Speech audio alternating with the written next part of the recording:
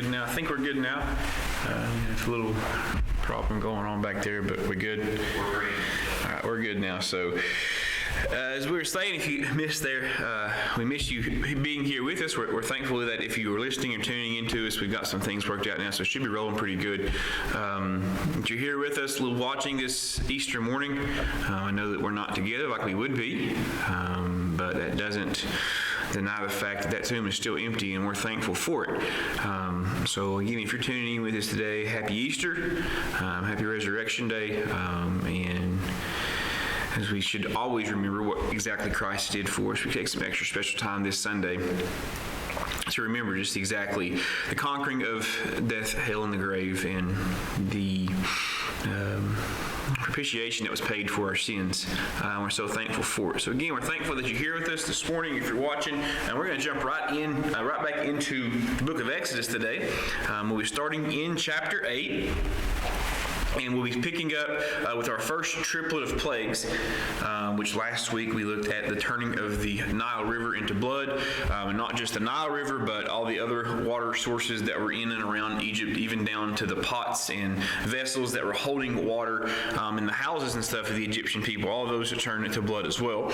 Last week, and that was the first plague. And then we also saw that some of the magicians were able to somewhat duplicate that, but then they weren't able to turn it back into water. Again, that wasn't a direct attack on the gods of the Egyptians, Hafti which is the lord of the fishes, as well as the lord or the god of the river as well. So again, just showing God showing Pharaoh the power that he had over his false gods that he was worshiping. As we get into chapter 8 today, we'll begin to look at the second plague, and we'll see, of course, as we know these again were brought into triplets. The plagues were 3 sets of triplets of plagues, each one with increasing veracity to the people, and then it leading to a culmination of the 10th plague, of course, which that's the firstborn, and then it was the institution of the Passover, which we'll get into eventually as well. But today we're going to be looking at least the second and third plague. We'll kind of see how far we get in the next few moments. But again, Exodus chapter 8, we're going to start in verse 1, and we'll start by opening up with the word of prayer. Dear Heavenly Father, thank you again for this Sunday, for what you did, for what was accomplished, and the relationship that we are able to attain because of what you did. And it's because you live, Lord, and we thank you so much for your sacrifice. We thank you so much for the fact that you have the ability to do what you accomplished, and that yet still have the compassion to reveal that and allow us to partake in a bit of that power, Lord. So thank you for Easter. Thank you for what it means. Thank you for your Son coming and being a sacrifice and going through the torment and the torture, conquering death, hell, and the grave, Lord, and rising again. And then there sitting with you, interceding on our behalf, Lord. We just thank you so much for it. Easter, Lord, oftentimes we can get friends and family members and loved ones who aren't often in church or maybe don't know you, Lord, to come. And as we've had some unusual circumstances here for the last month or so, and the ability that we have here at the church to stream this and more people are able to watch it, we pray that somebody today sees the need and has realization of the importance of what this day means and how they need to go through and look at how they plan on spending eternity. They'll see the importance of having a relationship with you. Pray for our few minutes today that we look into the book of Exodus as Pastor Rob comes in the next little bit and delivers the message you lay on his heart for us today. Lord, we pray that you'll bless our time here together. Those who are dealing with this sickness, we pray you'll allow it to pass quickly. Those workers who are on the front lines of it, I guess, healthcare workers and different ones that are caring for people, we pray you keep them healthy and their families healthy as well as they go back to, Lord. Thank you for their willingness to be a part of helping people, Lord. during these uncertain times, it's also a help to know that you're in control. And that we don't know who holds. We may not know what tomorrow holds, Lord, but we know who holds it, and we thank you for that promise as well. In your name I pray. Amen. Exodus chapter 8, the second plague, frogs. Of course, this time of year, you hear some of those frogs croak a little bit and sing a little bit in the afternoons and the evening time. But this was not a nice, warm spring evening's worth of frogs that showed up in Egypt, as we will see here in the first 6 verses of chapter 8. And the Lord spake unto Moses, Go unto Pharaoh, and say unto him, Thus saith the Lord, Let my people go, that they may serve me. And if thou refuse to let them go, behold, I will smite all thy borders with frogs. And the river shall bring forth frogs abundantly, which shall go up and come into thine house, and into thy bedchamber, and upon thy beds, and into the house of thy servants, and upon thy people, and into thy ovens, and into thine eating troughs. And the frogs shall come up both on thee, and upon thy people, and upon all thy servants. And the Lord spake unto Moses, Say unto Aaron, Stretch forth thine hand with thy rod over the streams, over the rivers, over the ponds, and cause frogs to come up upon the land of Egypt. And Aaron stretched out his hand over the waters of Egypt, and the frogs came up and covered the land of Egypt. The second plague here was the onslaught of frogs that came from both the Nile River and the surrounding waters as well.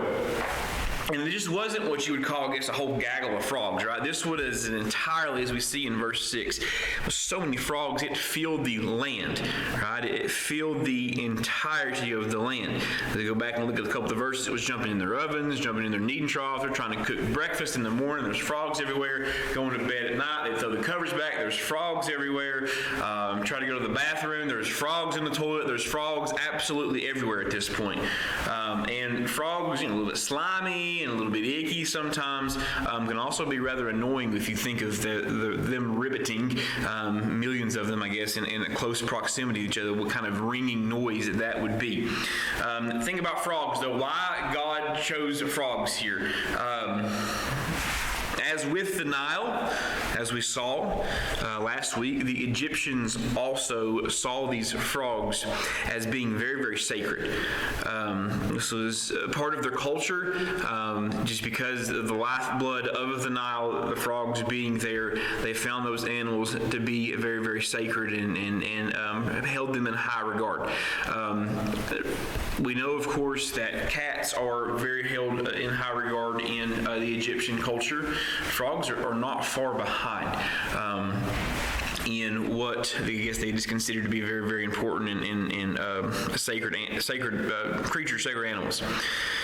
Now, if you look at verses 3 and 4 of chapter 8, just one more time, and then after we read this, let's just kind of think, or as we're reading this, what kind of response that you would have in your life if this took place. And the river shall bring forth frogs abundantly, which shall go up.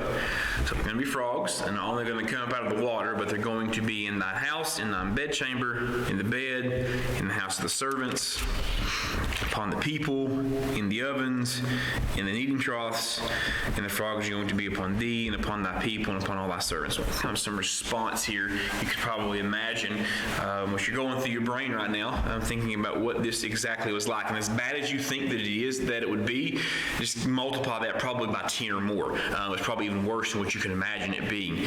And the frogs probably were slimy and jumping around everywhere, were probably more annoying than they were anything else. Now we'll see Pharaoh's Egyptians here, they imitated this plague, but the constant croaking and the inability to escape these frogs at all drove Pharaoh here, as we're going to see in verses 7 and 8, to actually admit to the power of Yahweh. Look at verse 7. And the magicians did so with their enchantments and brought upon frogs upon the land. Now, how'd they do that? It's hard telling. Might have had some that they captured and cleared out a space and then released them so they could come out. Whatever the case may have been, they were able to kind of duplicate it to a small degree. When we get to verse 8, then Pharaoh called for Moses and Aaron and said this, right? So these frogs have been here. They've been croaking and jumping and ribbiting and all the things they've been doing now for quite some time. And Pharaoh calls in for Moses and Aaron in verse 8 and says this, "Entreat the Lord, that he may take away the frogs from me and from my people, and I will let the people go, that they may do a sacrifice unto the Lord." So this is a guy here, Pharaoh, who has, up to this point, has endured a few things, seen some stuff happen, but these frogs everywhere were putting him at his wit's end, and it annoyed him to the point that he admitted the fact that God sent the frogs because he wanted God to take the frogs away. Moses here gives Pharaoh the opportunity to name the time that God would kill the frogs in verses 9 through 12 here. And we see God kind of responding to that. So go to verse 9 with me. "And Moses said unto Pharaoh, Glory over me, when I shall entreat for thee and for thy servants and for thy people to destroy the frogs from thee in thy houses, that they may remain in the rivers only. And he said, Tomorrow. All right, and he said, But yet according to thy word, that thou mayest know that there is none like unto the Lord our God.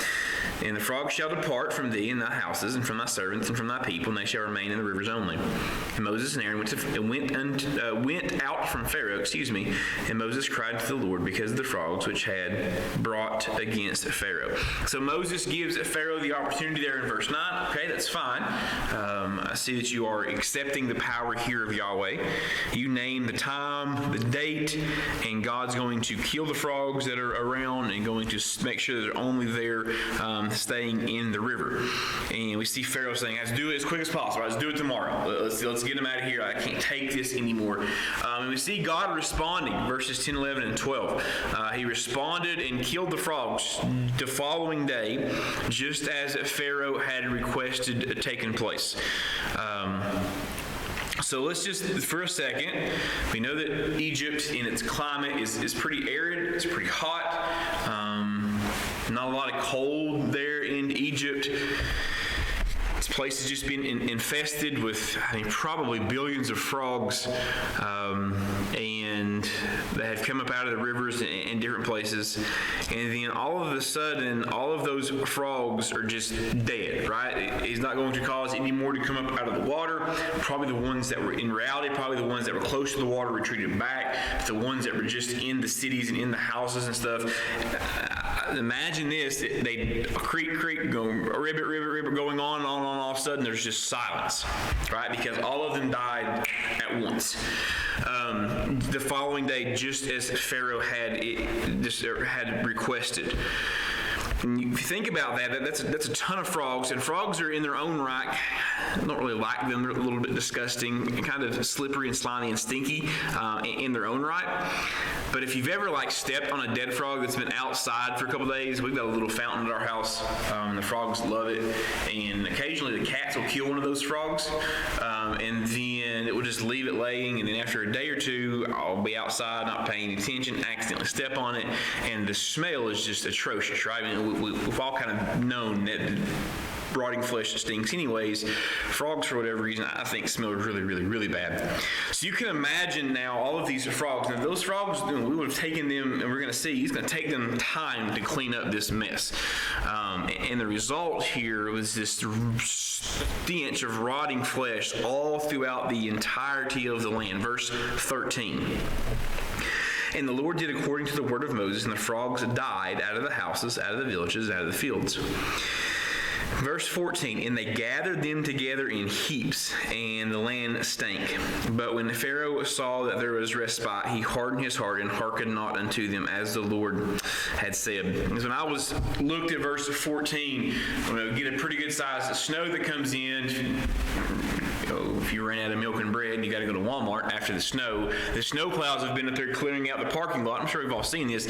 And those mounds of snow are just ginormous, right? They're huge. And it takes them, it seems like, a month sometimes to melt away, even in warm weather. So it's kind of what I envisioned when I would imagine these people taking shovels and push brooms or whatever they had, and pushing these frogs up in heaps to try to get them, first of all, out of their houses, maybe out of the street, out of their room, rooms. Maybe they left them in the living room because there's so many of them around. And they put them over in the bathroom, or whatever it was. These frogs were everywhere, and they were sitting there. They weren't just going away. So you can imagine the smell that took over. So while Pharaoh was frustrated with the sound to the point that he agreed to let the people go, he then hardened his heart once he got stuck with the smell. And as the Lord, of course, said that he would, he's not going, and he didn't in verse 15. But when Pharaoh saw there was respite, he hardened his heart and hearkened not unto them as the Lord had said. He told them again that nor wasn't going to let the people go. That's the second plague. Verse 16, then, as a result of that, we get the third plague. And the Lord said unto Moses, say unto Aaron, stretch out thy rod, and smite the dust of the land, that it may become lice throughout all the land of Egypt.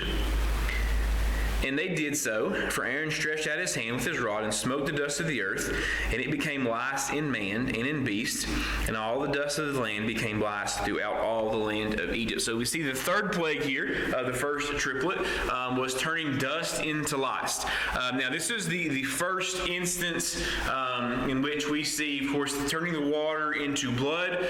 God allowed that to take place, bringing up these frogs. Here he's actually taking one thing, dust, and changing it into something else, right? Causing all of the frogs that were in the area to multiply very quickly and flood into Egypt. That was obviously a great act of nature. Called all those things together, flipping that water over into blood by means of whatever it was taking place. If he brought up red algae, or if he caused the blood of the actual Hebrew children to overflow, whatever the case may have been. This is our first instance where he's taking something like dirt or dust and turning it into lice. Just again, showing more of his power over the gods that the Egyptians were worshiping. Now, turning this dust into lice, which were possibly could have been, some of the commentaries that I looked at said that it could have turned those dust into gnats, could have even been mosquitoes, or a mixture of lice, gnat, and mosquitoes, all of those things. But this plague, though, for the first time comes without Moses appearing before God. The other two had been announced, right? He goes in and tells him what's going to happen. This one happens without them telling Pharaoh, and we find out that it causes him to harden his heart even more. Verse 18, and the magicians did so with their enchantments to bring forth lice, but they could not. Okay, so there was lice upon man and upon beast. So the snake, the water, the frogs, the magicians were able to duplicate to a certain degree. The lice they could not. And if you think about this for just a second, and you go back and look at the first two plagues and the things that Moses did with the staff and whatnot, there was some previous announcement as to what was going to take place, so the magicians would have had some time to get ready for. This one, they had no announcement. They didn't tell Pharaoh what was going to happen, and therefore we see them not being able to duplicate the same process. Which again just shows more of how their tricks or their occult knowledge or whatever it was lacking and nowhere near the ability that God had. So, and because of this, in verse 19, then the magician said to Pharaoh, this is the finger of God.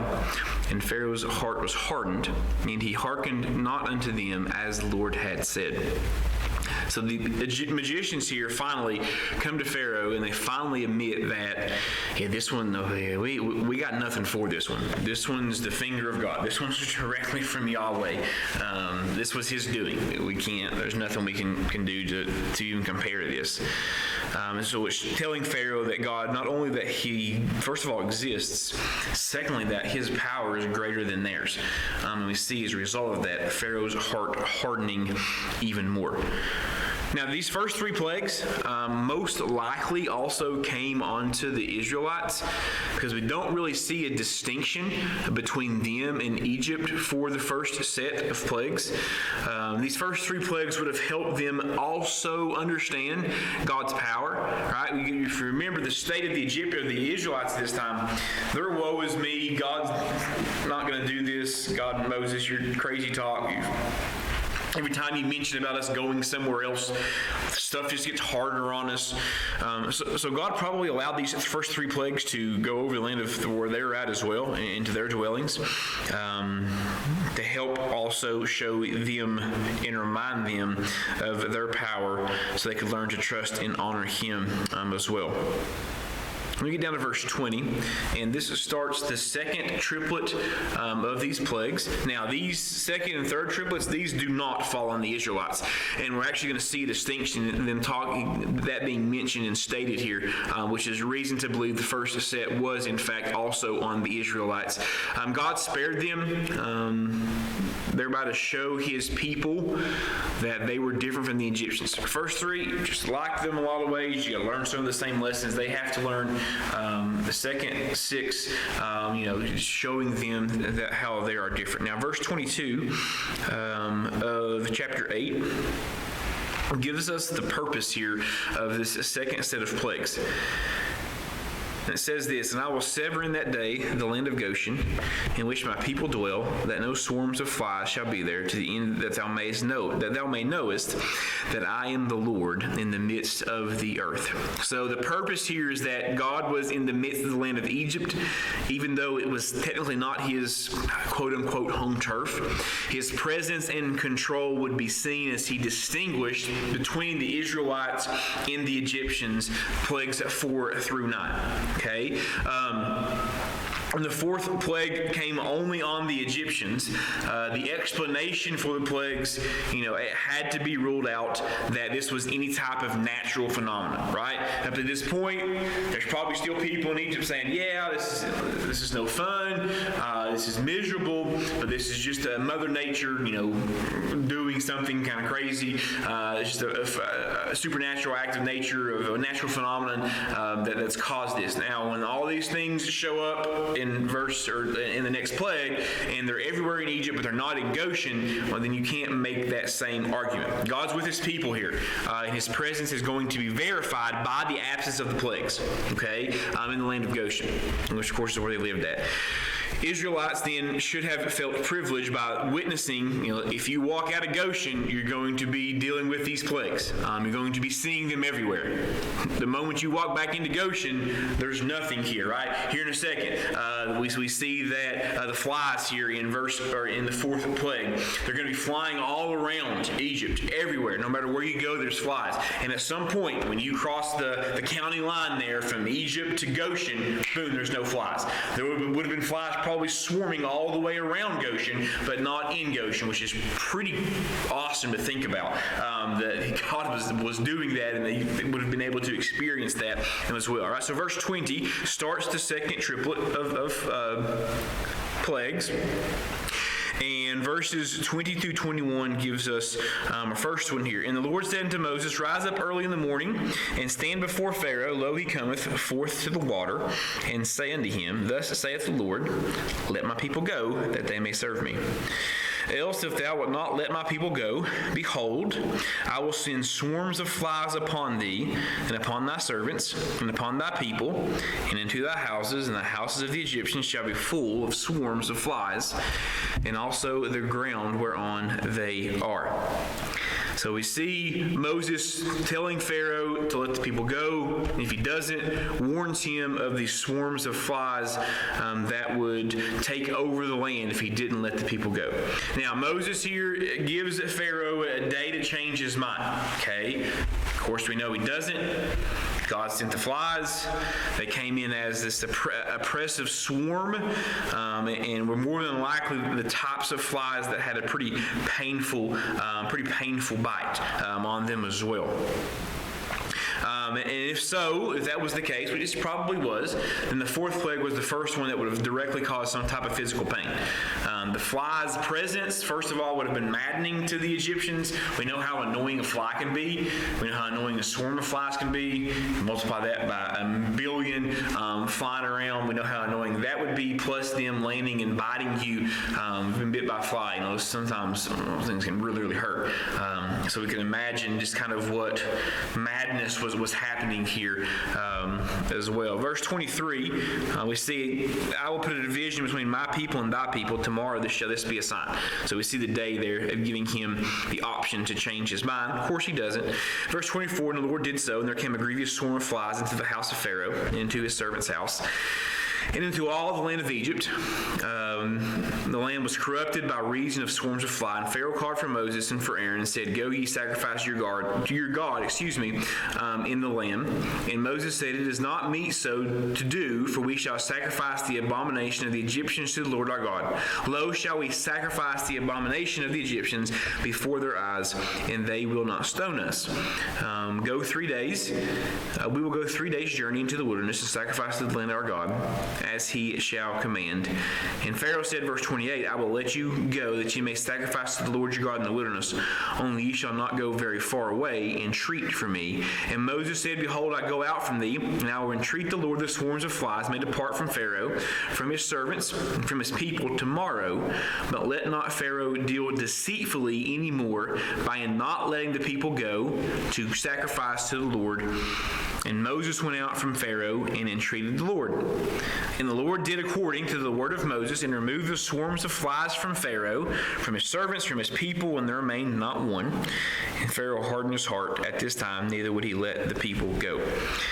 So we see this swarm of flies. The response here, Pharaoh tells Moses, "All right, I can't take this.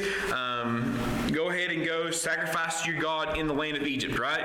Go ahead and go back and sacrifice to them. But of course, we know that the Israelites sacrificing to a not recognized God in Egypt would have caused the Egyptians' wrath on the Israelites. So verse 25-26 there, and Moses mentions it. So Pharaoh goes ahead and says he's going to allow the Israelites to go, not too far, but they were going to be able to go out and to sacrifice. He then added that he wanted Moses to intercede for him on his behalf, right? And Moses told him that he would intercede for Pharaoh to get rid of the flies, but Pharaoh couldn't change his mind, right? He says, "Don't deal deceitfully with me. Don't all of a sudden just change your mind. Don't tell me a lie that you're going to let us go and then decide not to let us go." So we see God going to Pharaoh, or Moses going to God on Pharaoh's behalf, the flies leaving, and the moment the flies left, we see Pharaoh once again hardening his heart and refusing to let his people go, even though Moses had just told him not to lie to him or to allow that to happen. That's where we'll finish up today. We'll start in chapter 9 next week and look at the 5th plague, which is pestilence, sickness on the livestock and the things that remained in the field, and we'll keep going from there. Let's pray. Dear Heavenly Father, thank you again for this lesson that we have in the book of Exodus, for your faithfulness to your people, for the realization that there's no one more powerful than you. Evident today in the book of Exodus with the plagues. Never been more evident than the day that we're celebrating today, and you're conquering the grave. And Lord, we thank you so much for this lesson and what we learned from it. And pray, Lord, you continue to keep us, Lord, and to watch, care, and protect us as well. Lord, pray for Pastor Rob as he comes here in the next little bit. Just use him in a mighty way. Keep us attentive to the message you have for us this morning, too. In your name I pray. Amen.